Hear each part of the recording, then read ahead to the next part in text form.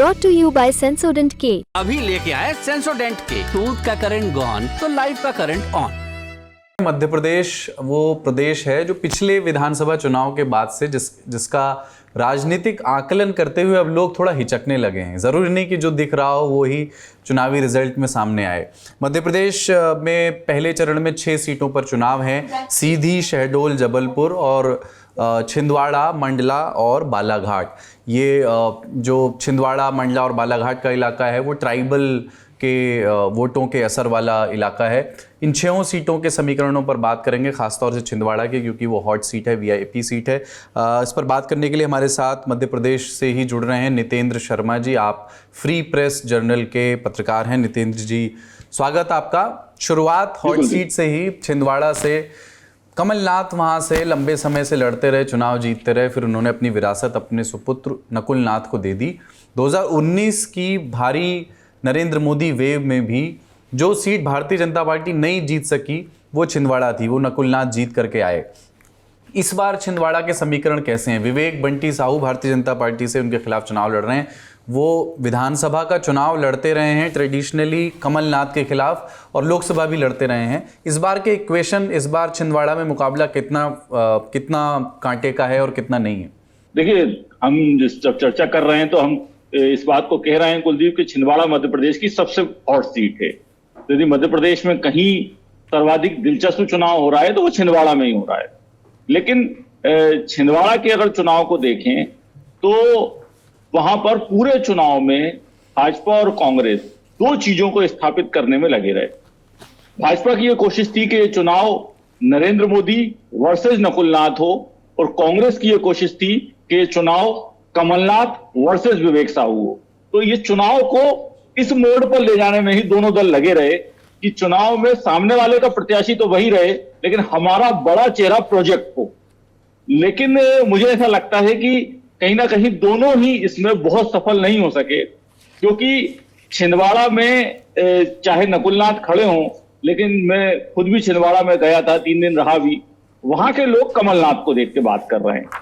वही स्थिति भाजपा के साथ है कि विवेक साहू भले ही प्रत्याशी हों, लेकिन वहां पर पूरा चुनाव जो है वो, यदि कोई वोट दे रहा है विवेक साहू को, तो आप ये माने कि वो मोदी प्रभाव में वोट दे रहा है। वरना विवेक साहू जो है उनको भी वहां पर पसंद करने वालों की बड़ी संख्या जो है वो नहीं है।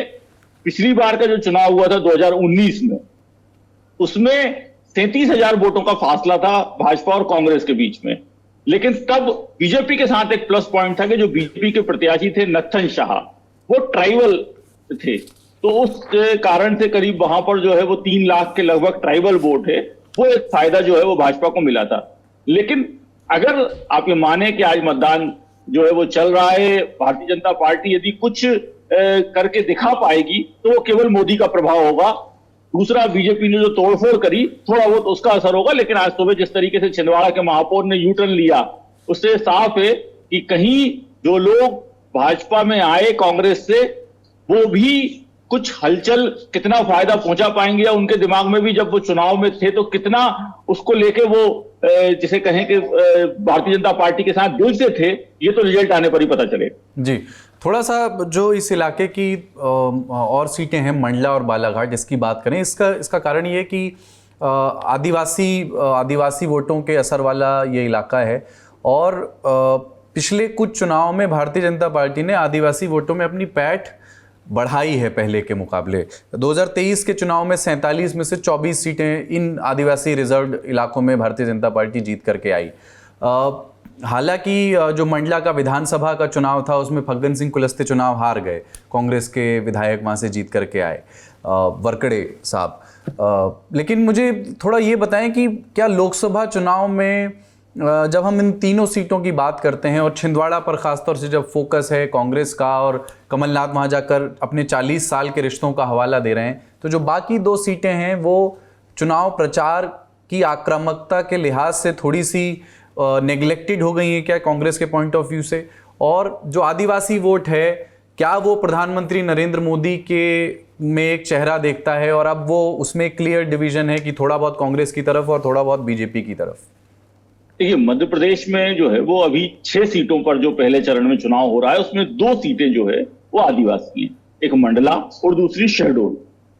मंडला और शहडोल वो सीटें हैं जहां पर भारतीय जनता पार्टी ने अपने पुराने टिकट को बरकरार रखा है। फग्गन सिंह के विधानसभा चुनाव हारने के बाद भी उनको टिकट दिया गया, शहडोल में हिमाद्री सिंह को टिकट दिया गया। तो इन दो सीटों का जो चुनाव है, एक्चुअली भारतीय जनता पार्टी इस पूरे इलेक्शन को ट्राइबल इलाका में भी प्रधानमंत्री नरेंद्र मोदी का जो प्रभाव है उसके आधार पर, क्योंकि फग्गन सिंह तो विधानसभा चुनाव हार गए थे, तो फग्गन सिंह को विधानसभा चुनाव हारने के बाद भी फिर से टिकट इसी कारण दिया गया कि भाजपा को यह भरोसा है कि मोदी के नाम पर फग्गन सिंह को वो जिता लाएंगे। दूसरा, मंडला सीट में क्या खास बात है कि वहां पर कुछ एरिया ऐसा है, जैसे वहां पर नरसिंहपुर जिले की भी एक सीट आती है, अब उस सीट पर ट्राइबल नहीं है। ऐसी सीटों का भाजपा को बड़ा फायदा मिलेगा। दूसरा, अगर पूरे इलेक्शन को हम देखें तो मंडला और शहडोल ये दोनों सीटें अगर कांग्रेस के लिए कोई चीज फेवरेबल है वो तो ये है कि 2009 का जो चुनाव हुआ था मध्य प्रदेश में, तब कांग्रेस ने सबसे अच्छा प्रदर्शन पिछले कई सालों में किया था, जब कांग्रेस को 29 में से 12 सीटें मिली थी और उन 12 सीटों में मंडला और शहडोल ये दोनों सीटें शामिल थी। तो कांग्रेस के लिए एक ये कहीं ना कहीं बात है कि आदिवासी जो हैं वो कांग्रेस का पुराना परंपरागत वोट बैंक रहा है, लेकिन भारतीय जनता पार्टी ने पिछले दिनों उसमें एक बड़ी सेंध लगाई है। और जहां तक अगर देखा जाए तो अगर पिछले इलेक्शन को ही हम लें तो 47 में से 24 सीटें अभी भारतीय जनता पार्टी को विधानसभा में मिली, लेकिन मैं साथ में यह भी जोड़ूंगा कि कांग्रेस ने भी अपनी जो इज्जत बचाई 66 सीटें लाके, उसमें बड़ा रोल ट्राइबल सीटों का रहा, क्योंकि कांग्रेस को 22 सीटें ट्राइबल एरिया में मिली। 66 में से 22 सीटें केवल ट्राइबल एरिया की हैं कांग्रेस की। तो कांग्रेस ने भी अपनी इज्जत जो है वो ट्राइबल एरिया के कारण बचा ली थी। बाकी जो सीटें हैं यदि हम इनकी बात करें तो बालाघाट में चुनाव हो रहा है, जबलपुर में चुनाव हो रहा है और सीधी में चुनाव हो रहा है।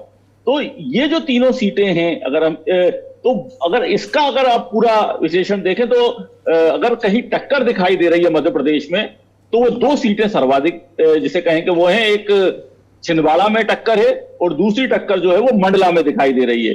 बाकी सीटें जो ऐसी हैं जहां पर मोदी का प्रभाव जो है वो काफी दिखाई दे रहा है। तो ऐसे में ये माना जाए कि भाजपा के लिए फेवरेबल माहौल